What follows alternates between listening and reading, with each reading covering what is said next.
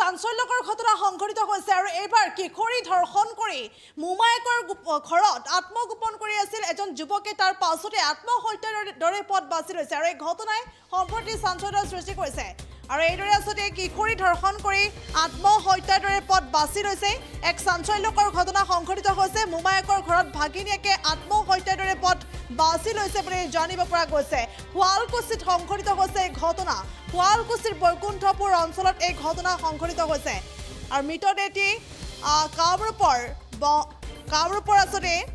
প্ৰমোদ দাস আৰু চিত্ৰ দাসৰ পুত্ৰ ধীৰাজ দাসৰ বুলি ইতিমধ্যে জানিব পৰা গৈছে চিপ লৈ থকা অৱস্থাতে ধীৰাজ দাসৰ মৃতদেহ উদ্ধাৰ কৰা হৈছে আৰু এই ঘটনা সম্প্ৰতি পোহৰলৈ আহিছে যে ধীৰাজ দাস নামৰ সেই যুৱকজনে শুৱালকুছি আৰক্ষী থানাত ধীৰাজ দাস নামৰ সেই যুৱকজনৰ বিৰুদ্ধে ৰুজু হৈছিল এটা গোচৰ আৰু সেই গোচৰ হৈছে এগৰাকী নাবালিকা কিশোৰীক ধৰ্ষণ কৰিছে সেই অভিযোগ আসতে উত্থাপন হৈছিল ধীৰাজ দাসৰ বিৰুদ্ধে তাৰ পাছতে গোচৰ ৰুজু কৰিছিল আৰু সেই গোচৰৰ অভিযোগৰ পাছতে আত্মগোপনৰ দৰে পথ আত্মগোপন কৰি আছিল ধীৰাজ দাসে কিন্তু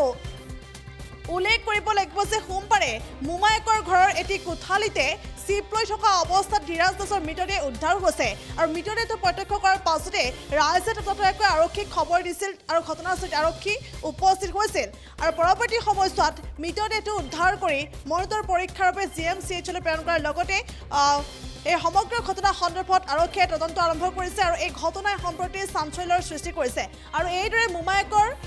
ঘৰতে ভাগিনীয়েকে আত্মহননৰ দৰে পথ বাছি লৈছে আত্মহত্যাৰ দৰে পথ বাছি লৈছে আৰু এই চাঞ্চল্যকৰ ঘটনাটি সংঘটিত হৈছে বস্ত্ৰ নগৰী শুৱালকুছিৰ বৈকুণ্ঠপুৰ অঞ্চলত পুনৰ উল্লেখ কৰিছোঁ স্বৰ্গীয় প্ৰমোদ দাস আৰু চিত্ৰ দাসৰ একমাত্ৰ পুত্ৰ ধীৰাজ দাস বুলি ইতিমধ্যে সেই মৃতদেহটো জানিব পৰা গৈছে আৰু চিপ লৈ থকা অৱস্থাতে ধীৰাজ দাস নামৰ সেই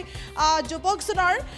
মৃতদেহ উদ্ধাৰ হৈছে আৰু লগতে উল্লেখ কৰিব লাগিব যেতিয়া ধীৰাজ দাসৰ মৃত্যু হৈছে তাৰ পাছতে এই সমগ্ৰ ঘটনা এই চাঞ্চল্যকৰ ঘটনা পোহৰলৈ আহিছে যে ধীৰাজ দাসৰ বিৰুদ্ধে উত্থাপন হৈছে গুৰুতৰ অভিযোগ ধীৰাজ দাস নামৰ লোকজনৰ অৰ্থাৎ সেই যুৱকজনৰ বিৰুদ্ধে শুৱালকুছি আৰক্ষী থানাত ৰুজু হৈছিল এটা গোচৰ নাবালিকা কিশোৰীক ধৰ্ষণ কৰাৰ এটা গোচৰ ৰুজু হৈছিল আৰু সেই গোচৰৰ অভিযোগৰ পাছতে আত্মগোপন কৰি আছিল ধীৰাজ দাসে আৰু পৰৱৰ্তী সময়ত সোমবাৰৰ দিনটোত মোমায়েকৰ ঘৰতে এটি কোঠালিত চিপ লৈ থকা অৱস্থাতে ধীৰাজ দাসৰ মৃতদেহ উদ্ধাৰ হৈছে আৰু মৃতদেহ প্ৰত্যক্ষ কৰাৰ পাছতে ৰাইজে আৰক্ষীক খবৰ দিছে আৰু এই খবৰ দিয়াৰ পাছতে আৰক্ষী উপস্থিত হৈ মৃতদেহ মৰণোত্তৰ পৰীক্ষাৰ ব্যৱস্থা কৰিছে আৰু এই ঘটনাই সম্প্ৰতি চাঞ্চল্যৰ সৃষ্টি কৰিছে আৰু লগতে এই ঘটনা সম্প্ৰতি পোহৰলৈ আহিছে শুৱালকুছিৰ বৈকুণ্ঠপুৰ অঞ্চলত সংঘটিত হৈছে এই চাঞ্চল্যকৰ ঘটনাটি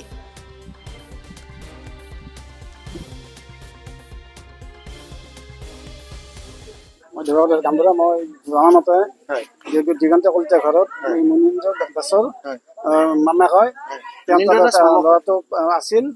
বৰ্তমান ল'ৰাটো পুলিচৰ হেৰি বিচাৰি আছে পুলিচৰ পোৱা নাই শুনা মতে পুলিচৰ বিচাৰি আছে আজি চুইচাইড কৰিছে এই বিষয়ে মই বেছিকৈ নাজানো মই যিখিনি কথা এইখিনি পুলিচে কিয় বিচাৰিছিল ৰেপ কেছ থকা বুলি পুলিচৰ কথা সেইকাৰণে পুলিচৰ বিচাৰি আছে কিন্তু আজি মলতো চুইচাইড কৰি মৰিছে মোমাকৰ ঘৰত আৰু এইখিনি ঠাইখিনিৰ নাম বৈকুণ্ঠ দিগন্ত কলিতা ঘৰ দিগন্ত কলিতাৰ মানে তাত মানে ল'ৰাটো ক'ৰ হয় ল'ৰাটো বংশৰ ল'ৰা কি হৈছে কওকচোন কি গৈছিলো মই ভাটিবেলা কামত গৈছিলো